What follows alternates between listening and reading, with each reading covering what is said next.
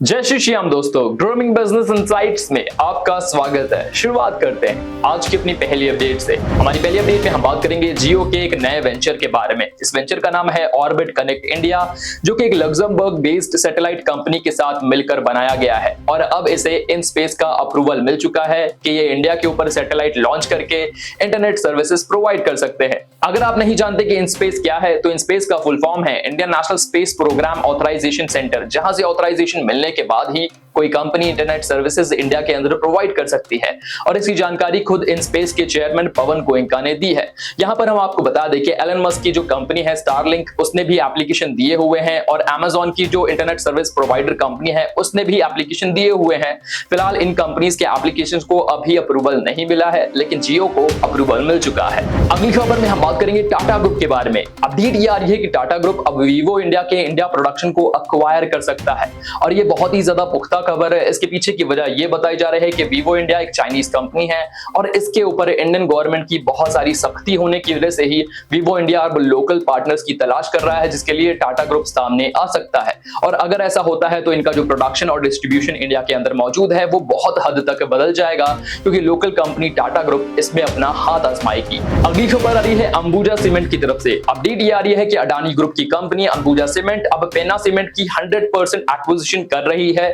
100% acquisition की जो कीमत है वो 10,400 करोड़ के करीब बताई जा रही है और ये एक्विजिशन होने के बाद अडानी ग्रुप के जो सीमेंट बिजनेस है उसमें भी अच्छा खासा एक्सपेंशन देखा जा रहा है। हम आपको बता दें कि इसके पहले लगातार अडानी ग्रुप ने अंबुजा और एसीसी में अपने स्टेक को बढ़ाया है और अब बढ़ाकर यहां पर अलग अलग एक्विजिशन को भी अंजाम दिया जा रहा है। अगली खबर में हम बात करेंगे एमडीएच और एवरेस्ट मसालों के बारे में। आपको याद तो होगा ही कि बीते कुछ महीनों में सिंगापुर और हांगकांग जैसे देशों ने एमडीएच और एवरेस्ट के कुछ मसाले वापस कर दिए थे, ये कहकर के इनमें हाई लेवल ऑफ पेस्टिसाइड मौजूद है जो कि कैंसर का भी कारक हो सकता है। और अब खबर ये आ रही है कि देश के अंदर भी राजस्थान में एवरेस्ट और एमडीएच के कुछ ऐसे मसालों की खेप पाई गई है जो अनसेफ हैं। बताया ये गया कि इनके अंदर भी पेस्टिसाइड की मात्रा ज्यादा है और अब यहाँ पर अथॉरिटीज को निर्देश दे दिया गया है कि वो अलग अलग जगहों पर इंस्पेक्ट करें और देखें कि क्या यहाँ पर मात्रा पेस्टिसाइड की ज्यादा हो रही है, जिससे कैंसर का खतरा बढ़ सकता है।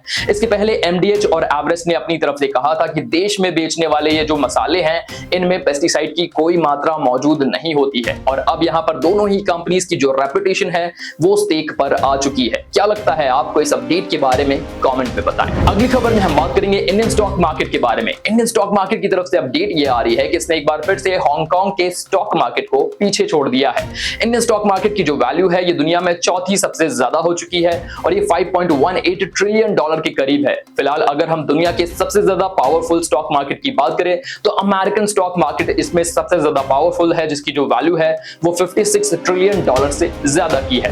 अगली खबर आ रही है लग्जरी कार बनाने वाली कंपनी मर्सिडीज बेंज की तरफ से। अपडेट के मुताबिक मर्सिडीज बेंज अब महाराष्ट्र के अंदर 3,000 करोड़ के इन्वेस्टमेंट कर रही है ताकि ये अपने मैन्युफैक्चरिंग प्लांट्स को सेटअप कर सकें।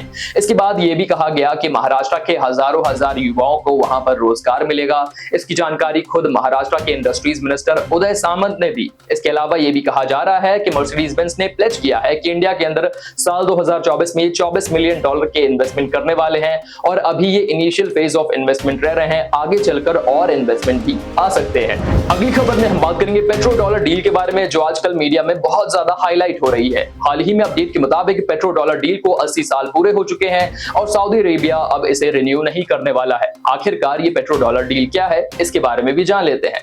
कुछ एक्सपर्ट्स का कहना है कि आज से 80 साल पहले अमेरिका और सऊदी अरेबिया के बीच में ये एग्रीमेंट हुआ था कि जितने भी क्रूड ऑयल के एक्सपोर्ट्स हैं ये अमेरिकन डॉलर में ही होंगे, यानी कि अगर किसी कंट्री को क्रूड ऑयल परचेज करने हैं सऊदी अरेबिया से तो अमेरिकन डॉलर में ही कर सकते हैं। और अब इसका ही एंड हो रहा है, यानी कि अब मल्टी करेंसी में एक्सपोर्ट्स किए जा सकते हैं। सऊदी अरेबिया अब दूसरी किसी करेंसी में भी अपने क्रूड ऑयल को एक्सपोर्ट कर सकता है। वहीं कुछ एक्सपर्ट्स का यह भी कहना है कि ऐसी कोई फॉर्मल डील एग्जिस्ट नहीं करती थी, ये अमेरिका और सऊदी अरेबिया की एक अंडरस्टैंडिंग थी जो अब पूरी हो चुकी है, क्योंकि लास्ट ईयर भी हमने देखा कि युआन में सऊदी अरेबिया ने अपने तेल को चाइना को बेचा था। क्या लगता है आपको इस अपडेट के बारे में, कमेंट में बताएं। अगली खबर में हम बात करेंगे कुरियर पार्सल कंपनी फेडेक्स के बारे में। हाल फिलहाल में अपडेट ये आ रही है कि फेडेक्स अपनी रीस्ट्रक्चरिंग पे काम कर रहा है ताकि ये कॉस्ट को सेव कर सकें और इसी के चलते 2000 3000 के करीब यूरोप के अंदर जो इनके एम्प्लॉइज काम करते हैं उन्हें ले ऑफ किया जा रहा है। ये एक सदमे की तरह है उन एम्प्लॉइज के लिए जो सालों से फेडेक्स के साथ लगे हुए थे, और अब ये कहा जा रहा है कि कंपनी अपनी प्रॉफिटेबिलिटी को मेंटेन करने के लिए ये बड़ा कदम उठा रही है। अगली खबर में हम बात करेंगे फिनटेक कंपनी पेटीएम के बारे में। पेटीएम के बारे में हमने आपको पहले भी बताया है कि किस तरह से ये फिनटेक कंपनी हाल फिलहाल में बहुत सारी इकोनॉमिकल क्राइसिस का सामना कर रही है। इसी बीच में इन्होंने 3500 के करीब अपने एम्प्लॉइज को ले ऑफ भी कर दिया है, और अब स्टोरीज बाहर आ रही हैं कि किस तरह से एम्प्लॉइज ने रिक्वेस्ट किया है कि आप जॉब से मत निकालिए, चाहे तो डेजिग्नेशन और पैसे में कमी ला दीजिए, लेकिन इसके बावजूद पेटीएम ने इनको ले ऑफ कर दिया है। और कुछ रिपोर्ट्स ये भी कह रही थी कि पेटीएम ने एम्प्लॉय से कहा है कि आपको मिलने वाला बोनस भी वापस ले लिया जाएगा। जैसे ही रूमर्स मार्केट में फैल रही थी, वैसे ही पेटीएम ने रिस्पॉन्स करते हुए कहा कि हमने किसी से भी उनका बोनस नहीं मांगा है। क्या लगता है आपको पेटीएम में हुए इन ले ऑफ्स के बारे में? कमेंट में बताएं। अगली खबर में हम बात करेंगे जेपी इंफ्राटेक की तरफ से। अपडेट के मुताबिक जेपी इंफ्राटेक की इंसॉल्वेंसी प्रोसेस पूरी हो चुकी है और सुरक्षा ग्रुप ने इसे एक्वायर कर लिया है। इसी के साथ जेपी इंफ्राटेक की डीलिस्टिंग की प्रोसेस भी तेज हो चुकी है। इनकी रिकॉर्ड डेट 21 जून 2024 को रखा गया है, यानी कि इस तारीख तक शेयर के जो प्राइस हैं उस प्राइस को शेयर होल्डर तक दे दिया जाएगा और उसके बाद कंपनी को डीलिस्ट कर दिया जाएगा। अगली खबर में बात करेंगे बिलियनर और टेस्ला के सीईओ एलन मस्क के बारे में। अपडेट ये आ रही है कि एलन मस्क ने हाल ही में ये कहा है कि डोनाल्ड ट्रंप जो कि रिपब्लिकन पार्टी से अमेरिकन प्रेसिडेंशियल कैंडिडेट हैं, वो उन्हें वक्त बेवक्त कॉल करते रहते हैं। उन्होंने अंदाजा जताया कि शायद डोनाल्ड ट्रंप टेस्ला के बहुत बड़े फैन हैं, लेकिन मैं अभी तक नहीं समझ पाया हूं कि डोनाल्ड ट्रंप मुझे क्यों बार-बार कॉल करते हैं। ये एक बड़ा आरोप है। क्या लगता है आपको इस अपडेट के बारे में? कमेंट में बताएं। अगली खबर में हम बात करेंगे वेलपागो के बारे में। ये एक ऐसी कंपनी है जिसने हाल ही में अपने उन एम्प्लॉइज को ले ऑफ कर दिया जिन्होंने प्रिटेंड किया था कि वो बहुत ही ज्यादा मेहनत से काम कर रहे हैं। उन्होंने शो किया कि किस तरह से वो कीवर्ड पर देखकर ध्यान से काम कर रहे हैं, और जब इन्वेस्टिगेशन हुई तब पता चला कि वो एम्प्लॉइज बस प्रिटेंड कर रहे थे, यानी कि कोई मेहनत नहीं कर रहे थे, और इसके चलते इन एम्प्लॉइज को ले ऑफ किया जा चुका है।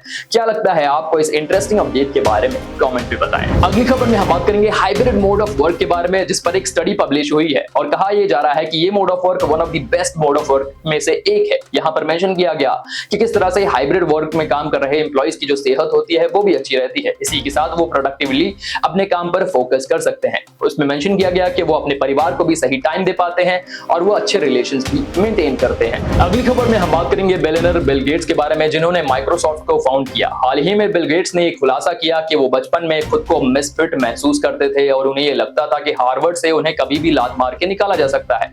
इसी के साथ उन्होंने बताया कि नेक्स्ट ईयर वो अपना एक मेमोर लॉन्च कर रहे हैं, जिसमें उनके जो सक्सेस स्टोरी है उसकी जर्नी को मेंशन किया जाएगा। बताया जाएगा कि किन लोगों ने उन पर बिलीव किया और किन लोगों ने उनको सहारा नहीं दिया, और इस बुक में उनकी जर्नी के और उनकी लाइफ के टफ पार्ट्स को मेंशन किया जाएगा। क्या लगता है आपको, क्या ये बुक सक्सेसफुल हो पाएगी? क्या आप इस बुक को रीड करना चाहेंगे? कमेंट में बताएं। तो यहाँ हम समाप्त करते हैं आज की अपनी इनसाइट्स को। आई होप आपको ये वीडियो वालेबल लगा होगा। वीडियो पसंद आया तो इसे लाइक कर दे, ज्यादा से ज्यादा लोगों तक शेयर करना ना भूलें। हमारे टेलीग्राम से जरूर जुड़िए, जहां पर ये इनसाइट्स और वैल्यूएबल क्विज आपका ही वेट कर रही है। मिलेंगे अगली वीडियो में, तब तक के लिए शुक्रिया और बाय टाटा, जय श्री श्याम।